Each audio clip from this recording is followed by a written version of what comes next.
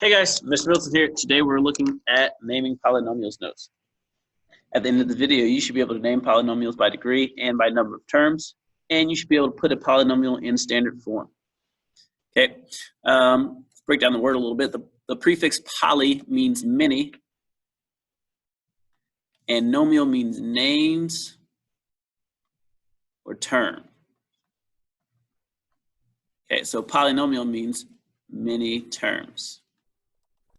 Terms are separated by addition or subtraction.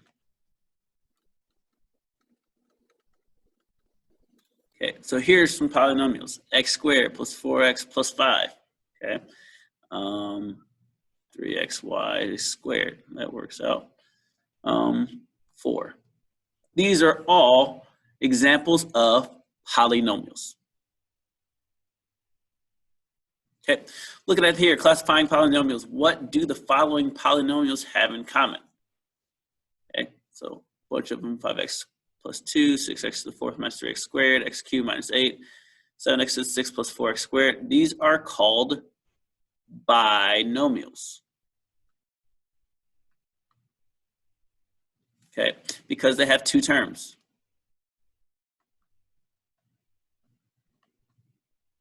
Okay, what do these have in common? You'll notice all of these are called trinomials. I'm not going to put the hyphen there because it shouldn't be there. Trinomials, tricycle, triple, trilogy, because they have three terms. And then here, what do the following polynomials have in common? Okay, these are called monomials because they have one term. Okay, monopoly, mononucleosis. I don't know what that is.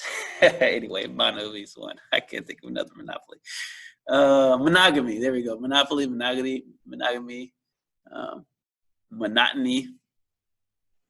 Okay. Anyway, all the polynomials 1 to 3 are classified by the number of terms. There are names for like 4 terms, 5 terms, 6 terms, all that stuff, but we won't have to remember those. So the ones that I'm going to hold you accountable for are monomial, binomial, trinomial. Okay, there's a second way to classify polynomials, and that is based off of their degree. So if you look at this, we have 8x minus 5, 6z, 3 minus 9b, 2/3 k. These are called linear. And they're called this because the largest exponent on a variable is 1. You'll notice that all these problems have a variable. And the largest exponent, you might be like, exponent, they didn't write an exponent. But remember from last chapter, every number has an exponent.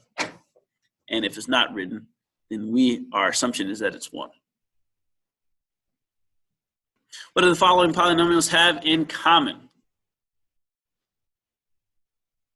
Looking here, we can see they all have an exponent 2. These are called quadratics because the largest exponent on a variable is 2. What do the following polynomials have in common here?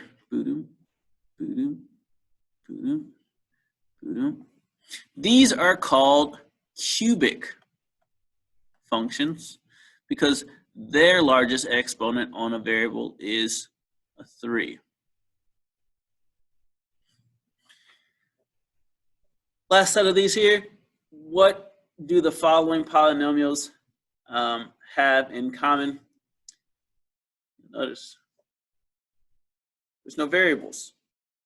These are called constants because the largest exponent on a variable is 0. You might be like, what, 0? There's no 0 variable. That would mean it's 1. But if you think about it, if our exponent was x to the 0, that would be 2/5 times 1, which is just 2/5. Okay. All right, so that exponent chapter is already giving us dividends.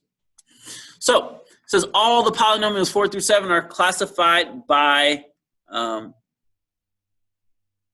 no, blank.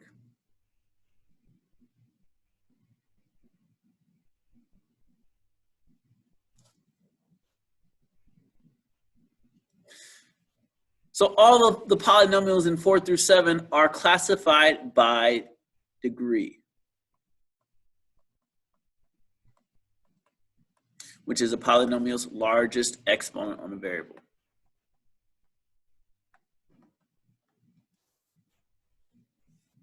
Okay. Now, we just did a lot of terms: monomial, binomial, trinomial, finding the number of terms in a polynomial. Then we did constant, linear, quadratic, and cubic with all the degrees. Okay, those are the ones that I am holding you accountable for, but with any list of new vocabulary, it's going to take more than you writing this down one time. So make sure you look through these numbers. Think about this throughout the chapter as you write your answers. That'll keep it fresh in your mind and keep you fluent with it. All right. So here it says name each by degree and number of terms. So here, the degree here, highest exponent's 2. So I call that a quadratic. And then number of terms is 1, 2, 3 terms separated by addition and subtraction. And so it's a trinomial. Typically, we name this at later, we'll say, this is a quadratic trinomial, okay? Here, highest degree, 1. It's linear. Number of terms, there's 1, right? It's 9x is 1 term. It's a monomial.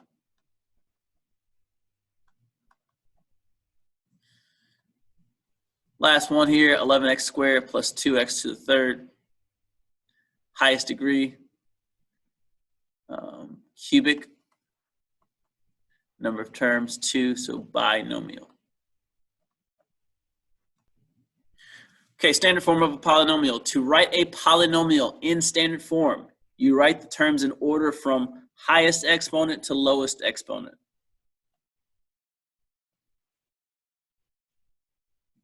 And then you need to make sure that you combine all like terms. Okay, like terms have the same variable to the same exponent. But they can have different coefficients, and that's the numbers that go in front. I don't know if I spelled that right. Let me see. All right, coefficient. Maybe I did.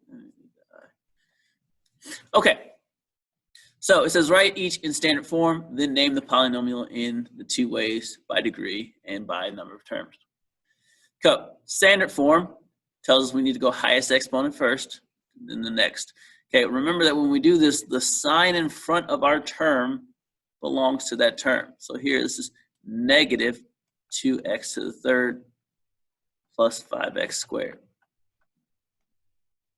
Okay, its degree, it's cubic, its number of terms is binomial.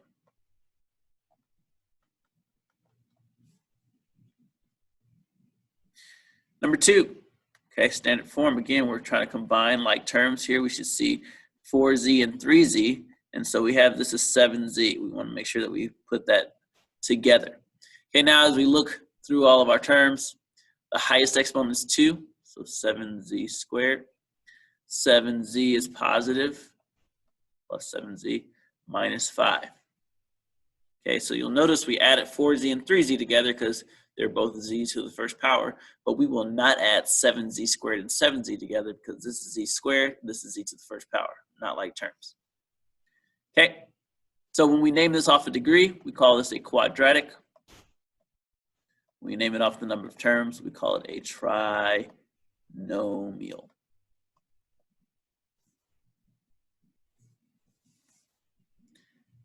The last one, 8p to the third minus 3p minus 8p to the third plus 7p, or plus 7 plus 3p. So I'm going to combine my like terms, kind of group those, 8p, negative 8p. Remember, notice as I'm grouping those, I'm keeping the sign in front of it with it. I have negative 3p and 3p, and then I have 7. Okay, just another way of me organizing what's like, what's not, putting together. So 8p to the third, negative 8p to the third, cancel out. Negative 3p, positive 3p, cancel out. 7. What is this? It is a constant, because there are no variables, or the variable has a 0 as an exponent, and monomial. Cool thing is that a constant's always a monomial. Has to be. All right, so that's our first lesson in the new chapter of naming polynomials notes. We talked about naming them, and we've talked about writing them in standard form. All right, see ya.